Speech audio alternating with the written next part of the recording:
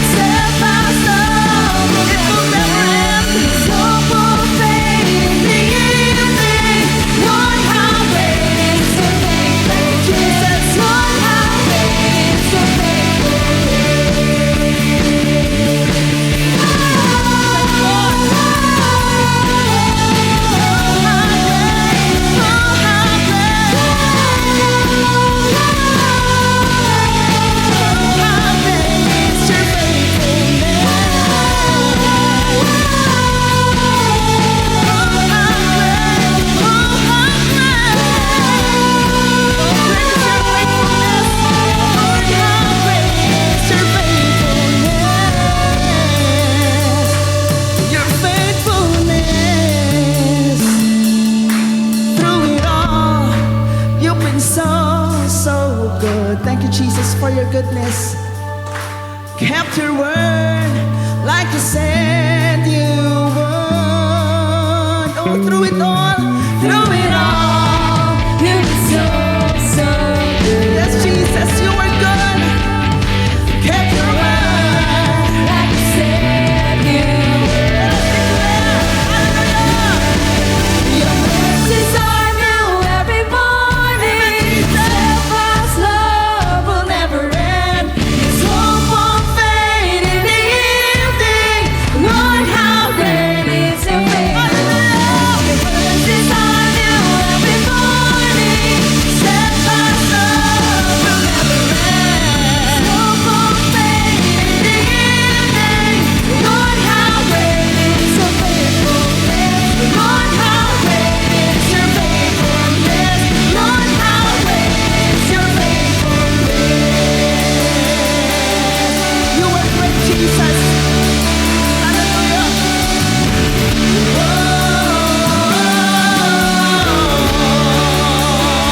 Amen, Jesus.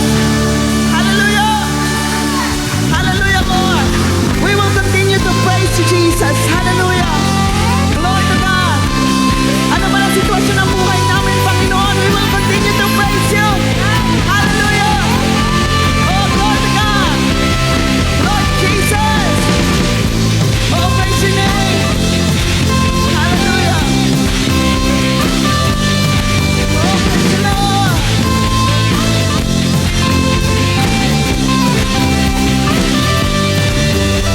I'll praise in the valley. I'll praise on the mountain. Amen, Lord. I'll praise when I'm sure. I'll praise when I'm doubting. Thank you, Jesus. I'll praise when I'm numbered. I'll praise when surrounded. Cause praise is the waters my enemies drowning. As long as I'm breathing, I've got a reason to praise the Lord. Oh, my soul, yes, Jesus. Oh, praise you, Jesus. Praise when I feel it, but I praise when I don't. I praise 'cause I know you're still in control. My praise is a weapon. It's more than a sound. More than a sound. This praise is a shout that brings Jericho down. As long as we're breathing, as long as I'm breathing, I've got a reason to praise the Lord. Praise the Lord. My soul. Praise the Lord. Oh, my soul. I won't be quiet. My God is alive. How could I keep it inside? Praise the Lord. My soul. Yes, Jesus. We will continue to praise you, Lord. We will declare sovereignty. Hallelujah. Thank you, Jesus. Hallelujah. Thank you, Jesus.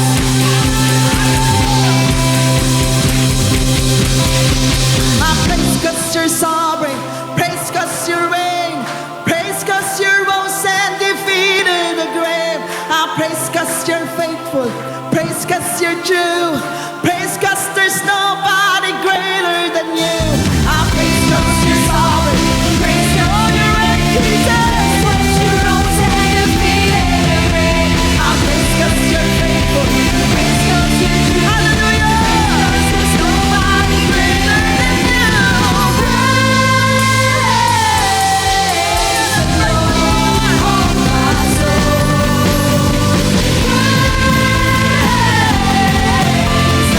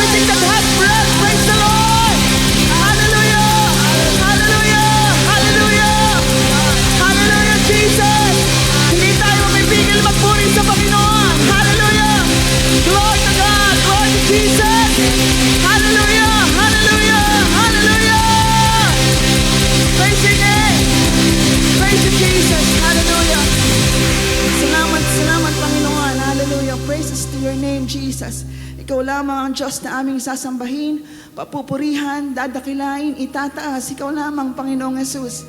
Hallelujah. Thank you, Jesus. Thank you, Lord. Salamat, salamat, Panginoon. Salamat sa pagkakataong ito, Panginoong Yesus, na muli kaming nakakaawit, nakakasamba sa iyo, Panginoon. Thank you, Father. Thank you, Jesus. Salamat sa nagdaang week, Panginoon, na punong-puno ng pagpapala, pag-iingat, pag-ibig. Salamat, Lord Jesus. Wala na nga po kaming mahihiling pang iba, Panginoon. Ikaw lamang, Lord, ay sapat na at higit sa buhay namin, Panginoong Jesus. Thank you, Jesus. Thank you, Father. Hallelujah. And Lord, we want to take this opportunity to sing praises to you, Panginoon. Naging busy kami sa mga gawain sa mundong ito, Panginoon. Pero ang oras na ito ay para sa iyo lamang, aming Ama. Hallelujah.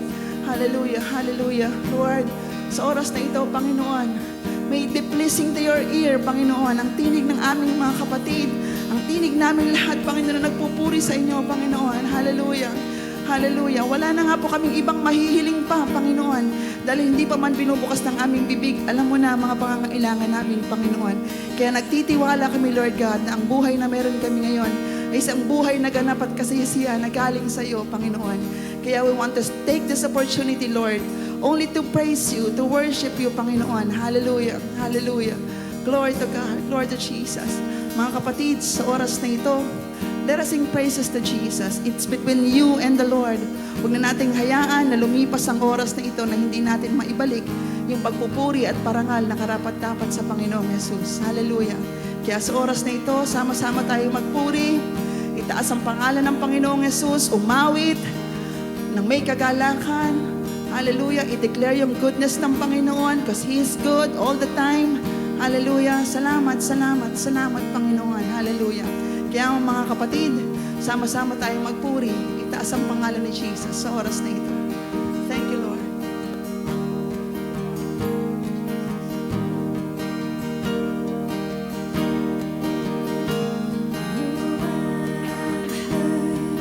Thousand stories of what they think you're like, but I've heard the tender whispers of love and the dead of night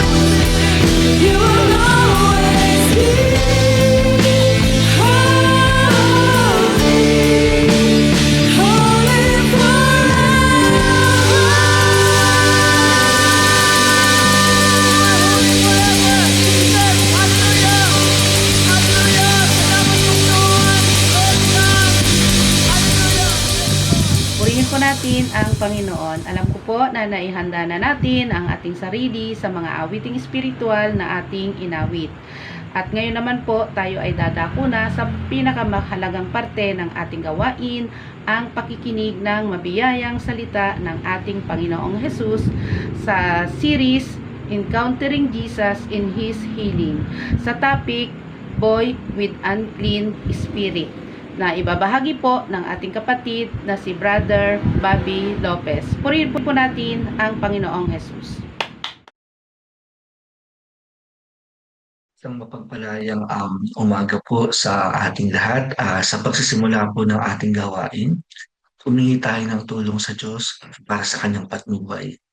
Manaming Diyos, nagpapasalamat po kami sa araw na ito na pinagkalooban po kami ng buhay upang muli magsalo-salo kami ng iyong mga salita, magsama-sama kami mag-aral at mula rito, sama-samang matuto, magpalakasan, at sa pamamagitan ng iyong mga salita, tuloy namin maunawaan ng iyong kalooban.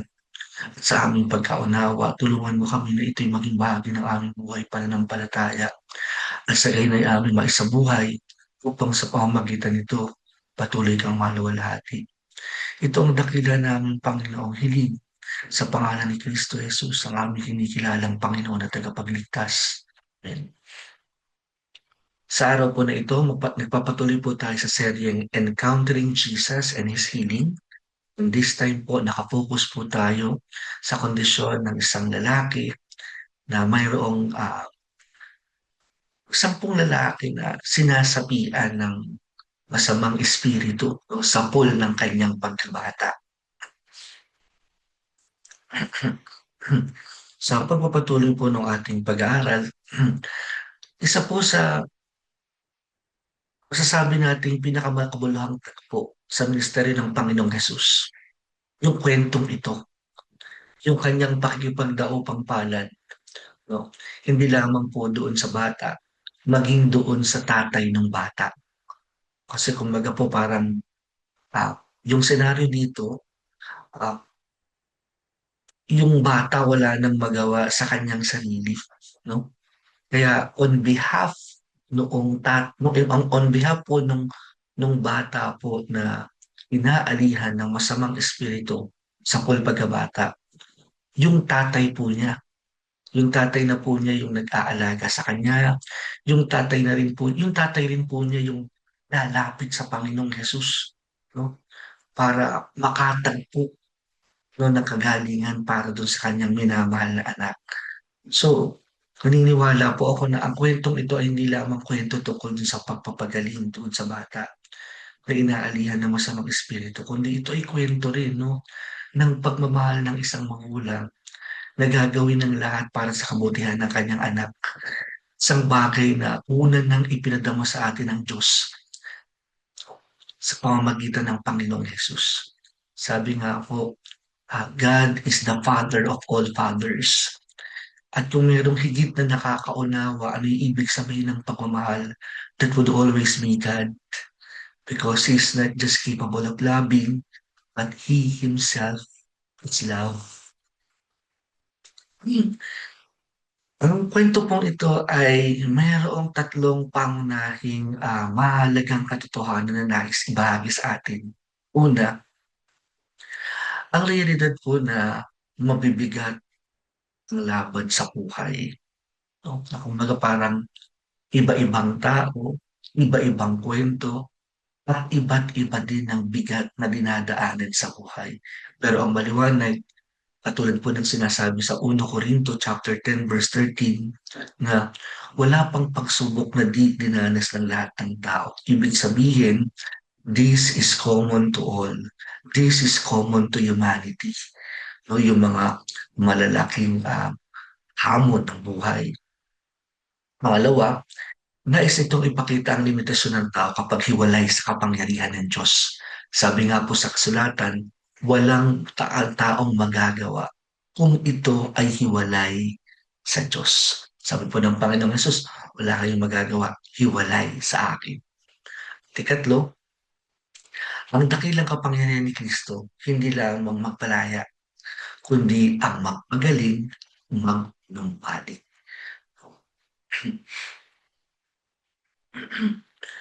Ang kwento pong ito ay salamin din ng kalalagayan ng maraming tao ngayon.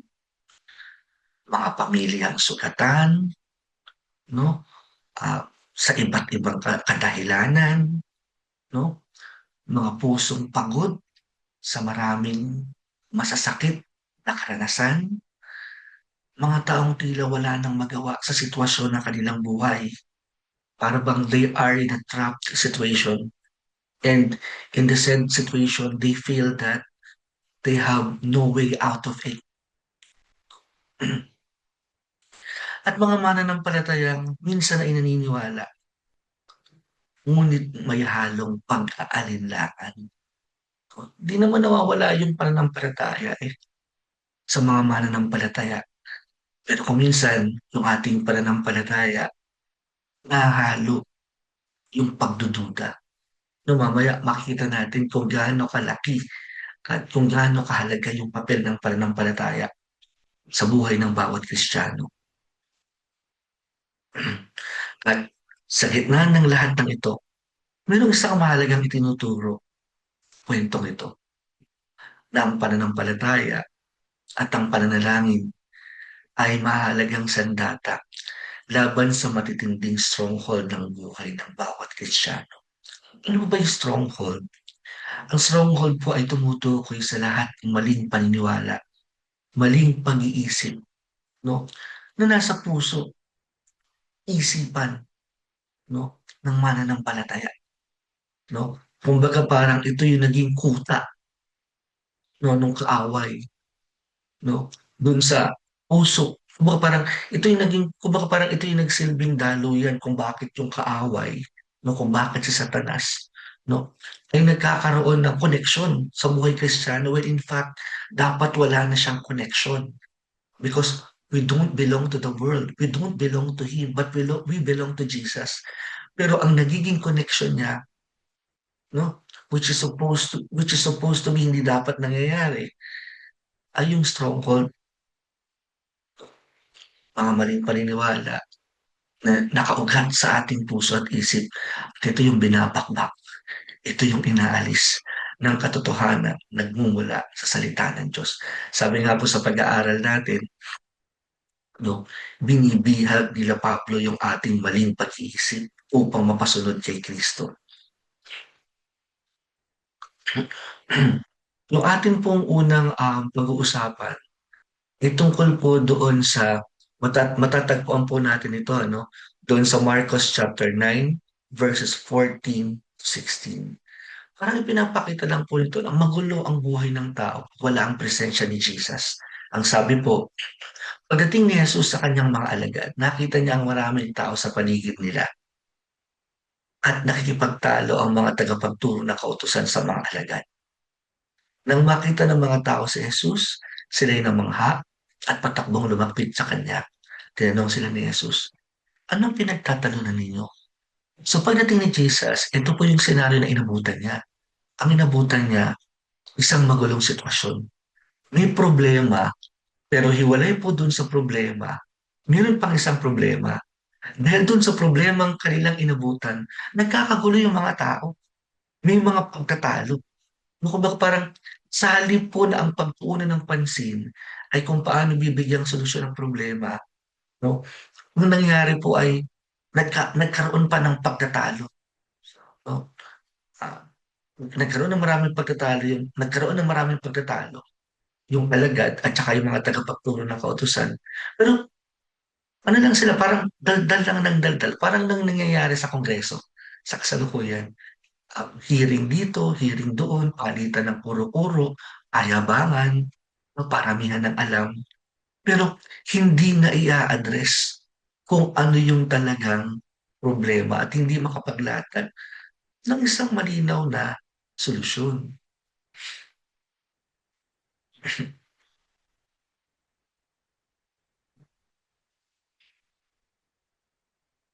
Ang pinapakita po ng lahat ng ito na kapag ang tao ay umaasa sa kanyang sariling kakayahan, kadalasan nauuwi lang ito dun sa ano, kalituhan, walang sawang palitan, batuhan ng hindi magagandang mga salita, at asa ng ihi. no? Lahat sila ay may panukala, pero lahat ay may panukala, pero walang gustong sino mang maunang magbuhat magbuhat ng kanyang sarili para um, bigyang katuparan ng kanyang panukala. Pero nagbago ang lahat ng dumating si Jesus. Ibig sabihin po, dumadating na yung gulo ng buhay. At saka guluhan ng buhay, dumating yung presensya ni Kristo. Parang, parang si Jesus Christ is somebody. And he's really somebody. And he's not just somebody, he's Jesus.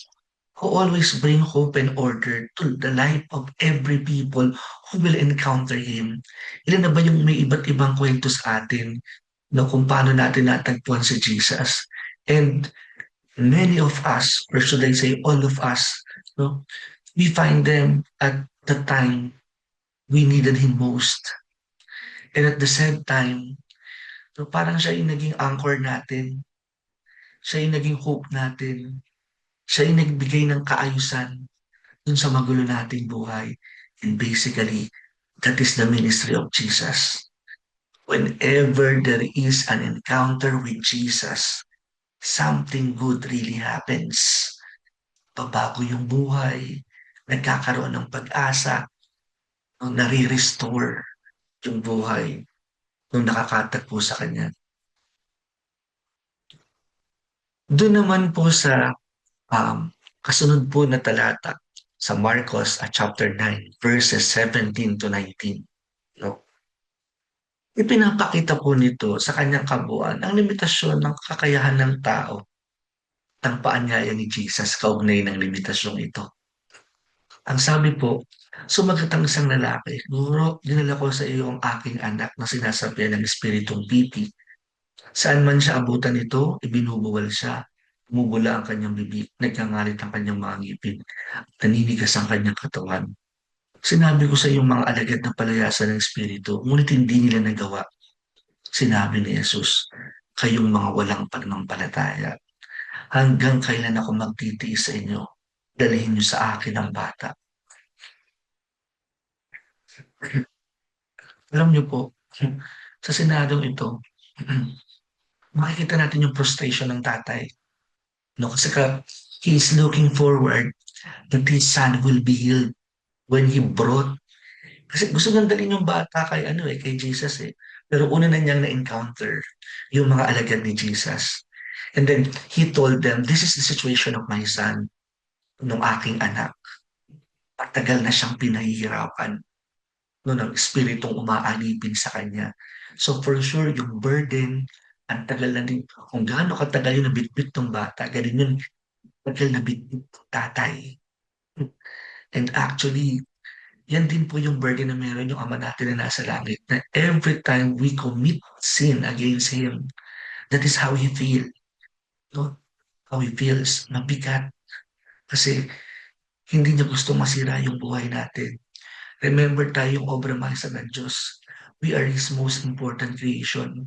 Kaya ang gusto ng Diyos yung pinakamabuti, pinakamaganda sa atin.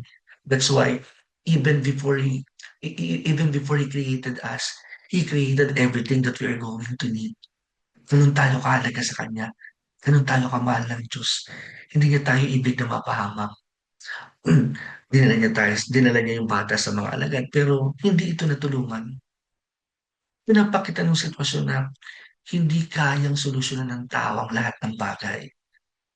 Yung mga kakayahan, meron tayo. Meron siyang kanya-kanyang limitasyon. Pero alam niyo, ito yung maganda. Nabigo man yung lahat ng pwedeng lapitan na nitong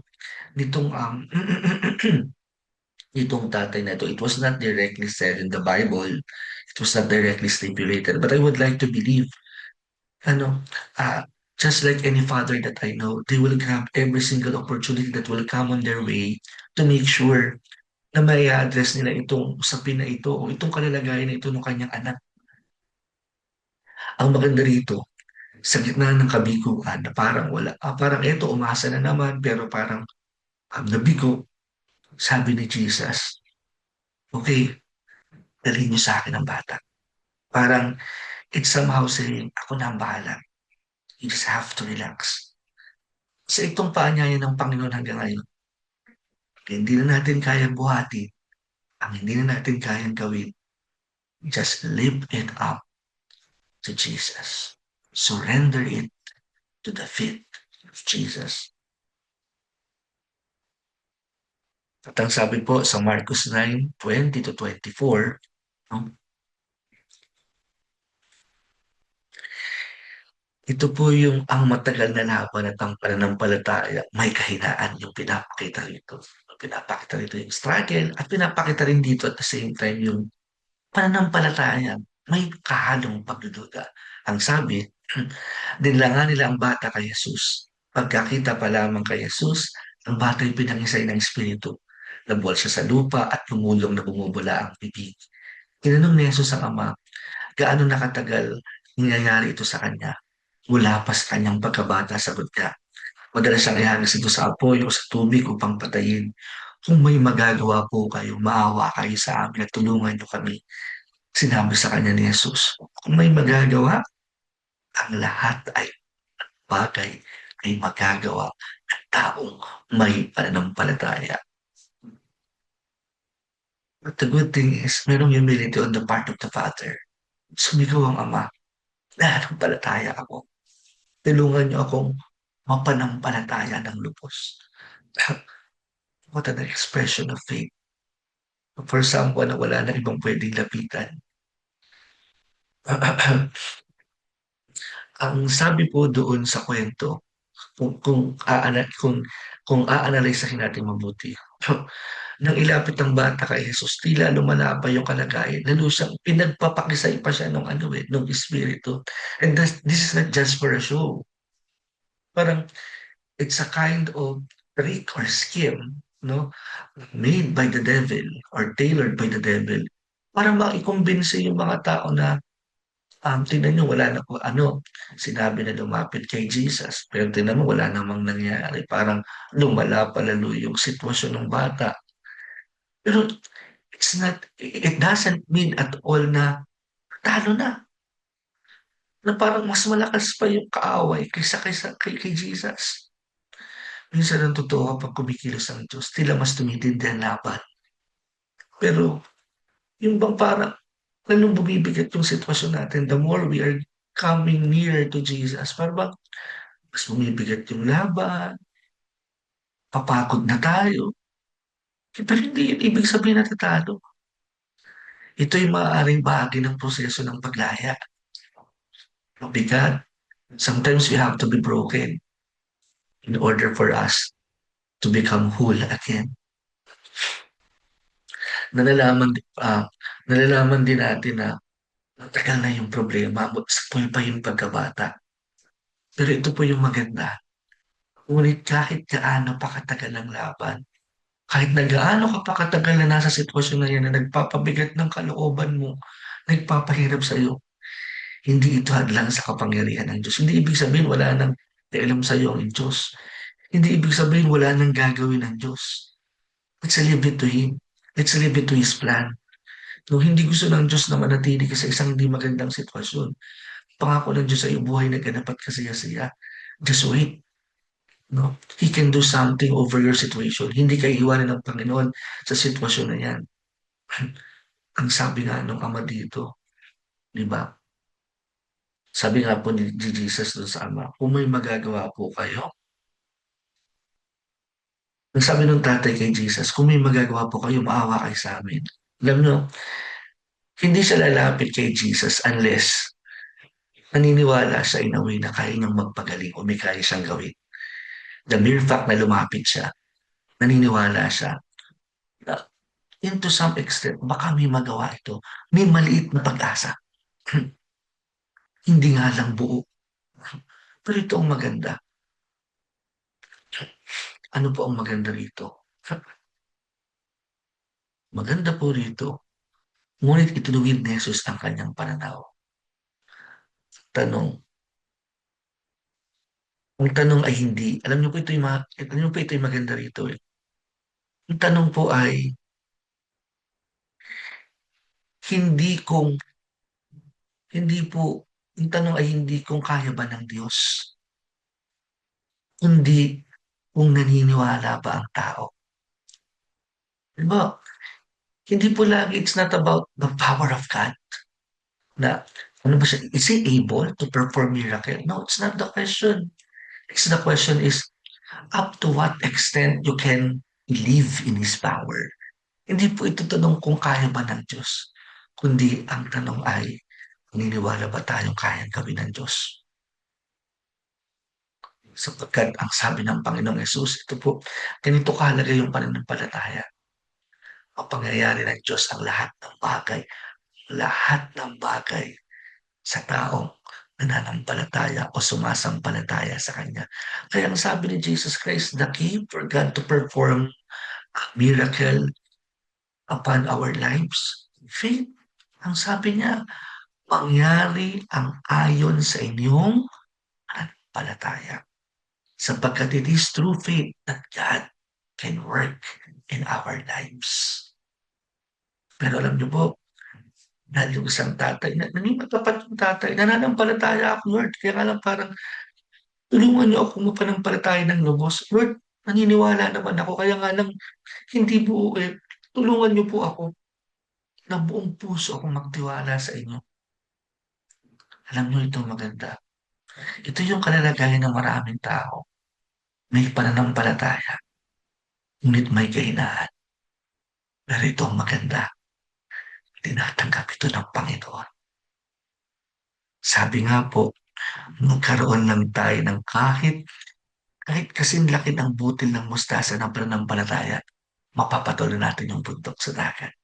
Ibig sabihin that even great challenges, no, we can surpass it in the name of Jesus. Sumunod po ay ang bahagi na matatagpuan natin sa Marcos 9:25-27. Dito ipinapakita ang kapangyarihan ni Jesus na magpalaya at magbangon. Ang sabi, nang makita ni Jesus na dumadami ang mga tao, sinaway niya ang masamang espiritu. Sinabi niya, ikaw na bing espiritu, inuutos ko sa iyo, lumabas ka sa bata at huwag nang bumalik pa. Sumigaw ang espiritu at matinding pinangisay ang bata bago ito lumabas. Ang bata ay tila patay, kaya't sinabi ng marami, patay na siya. Ngunit hinawakan siya ni Jesus sa kamay at tinayo siya tumayo. Dito makikita po ang otoridad ni Jesus. Hindi niya kailangang makipagtalo because he know where he is coming from. He know who he is. He is the great Almighty. Ang ginawa niya, because he owns all the power sa langit at sa lupa, nag-utos. Kahit itong espiritu na ito, sumunod kay Kristo. And that unlocks or reveals the power that is within the name of Jesus. Bagaman tila naging mas matindi ang sitwasyon bago tuluyang gumaling ang bata, hindi yun ang katapusan kasi sa mata ng maraming tao, patay na ang bata. Pero ito yung maganda. No, parang sa buhay natin, wala na. Tapos na, wala nang mangyayari. This is the end of everything. Wala nang pag-asa. Hinawakan siya ni Jesus, ipinangon. Sabi nga natin, si Jesus yung tagapagpalaya natin kung saan mang sitwasyon tayo na-trap. Siya yung nag-aalis sa atin doon. Sa hindi kaaya-ayang sitwasyon na yun. Sa malungkot ng bahagi ng buhay natin na yun. Sa bahagi ng buhay natin na yun na nakaw ng ating kapayapaan, ng joy. No? Siya yung nagbangon at nagpanumbalik. Sabi nga, what the devil steals, no? For how many years na nawala dun sa bata yung pagkakataon na i-enjoy yung kanyang kamusmusan. It has been restored by Jesus. Ibinabalik ni Jesus yung anumang inagaw na matagal para sa atin. It's never too late for every Christian not to enjoy his life because there's always a chance. There's always an opportunity with Jesus. And the best way to enjoy life is to enjoy it with Jesus. Anong susi sa matinding labanan? Mula sa Marcos 9:28-29. Pagpasok ni Jesus sa bahay, siya'y tinanong ng lihim ng kanyang mga alagad, "Bakit po hindi namin napalayas ang espiritu?" Sumagot si Jesus, "Ang ganitong uri ay mapapalayas lamang sa pamamagitan ng pananalangin." Dito makikita natin, even Jesus' follower became curious. Lord, bakit hindi namin napaalis?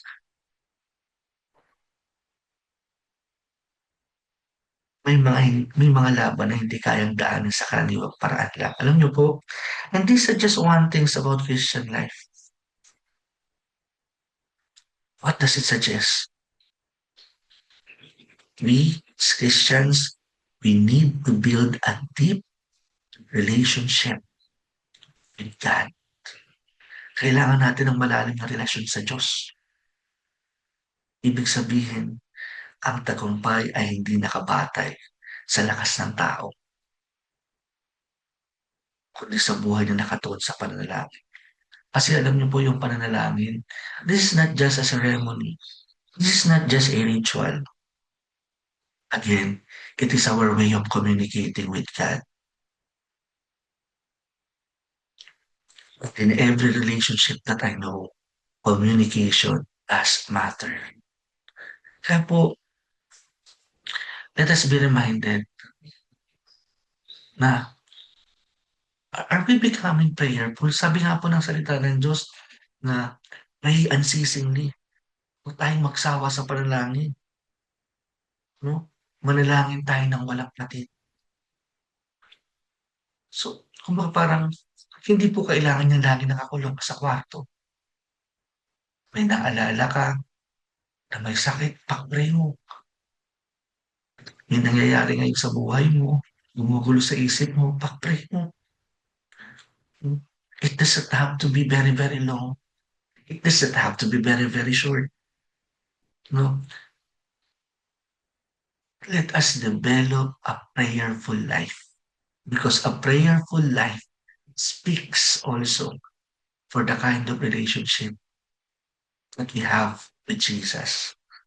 Kasi naniniwala po ako, pag mahal natin yung tao, we'll be spending more time with that person. With that in mind, sama-sama po tayong manalangin at pasalamat sa Diyos. Ama namin Diyos, nagpapasalamat kami sa lahat ng mga bagong bagay na tinuro mo sa amin. Turuan mo po kami na hindi lamang namin ito matutunan, maiwan sa aming mga isip.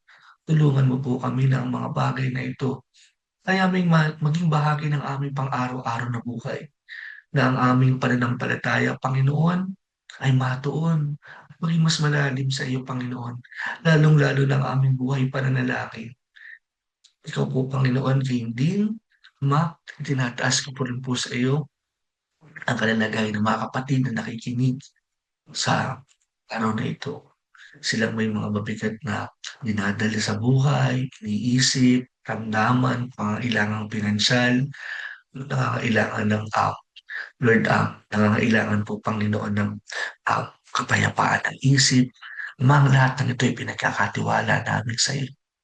And Lord, katulad po na naging karanasan ng batang ito, Lord, ma-restore nawa lahat ng mga bagay na inihanda mo para sa amin. Salamat po, Panginoon, at ang lahat ng ito'y dalangin namin. In the name of Jesus. Amen and amen and amen. Muli po ang isang mapagpalayang araw sa ating lahat. Salamat po sa Lord sa mga salita niya na ating napakinggan. Patuloy po tayong manabik sa mga gawain kagaya po ngayon. Midweek Fellowship, 6 to 8 p.m. Ang Youth Fellowship, Saturday po, 5 to 6:30 p.m. At ang Sunday Fellowship, 2 session po, 9 to 11 a.m. at 2 to 4 p.m. Bago po tayo magtapos, pastor natin, mahal natin. Ang community ng lingkod, mahal natin. Siyempre po, ang pamilya natin, mahal natin.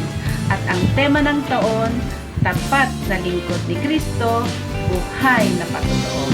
God bless us.